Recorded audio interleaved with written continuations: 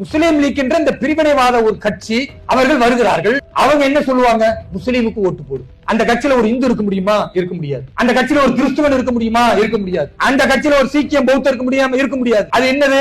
முஸ்லீம் league. ஆனா திமுக என்ன சொல்லும்? அது மத நல்லிணக்க கட்சி. ஐயோ கேட்பது. ஆனா பாரதிய ஜனதா கட்சி பாருங்க, ஒரு இஸ்லாமியன் தொப்பி அணிந்து தாடி வைத்து நான் என்னுடைய பிரச்சாரத்தை ஆரம்பிக்கும் பொழுது உங்கள் மீது இறைவனின் சாந்தியும் சமாதானமும் நிலவட்டுமாக என்று நபிகள் நாயகம் சொன்னதை நானும் உங்களுக்கு சொல்லி ஆரம்பிக்கின்றேன். இது மத நல்லிணக்கமா?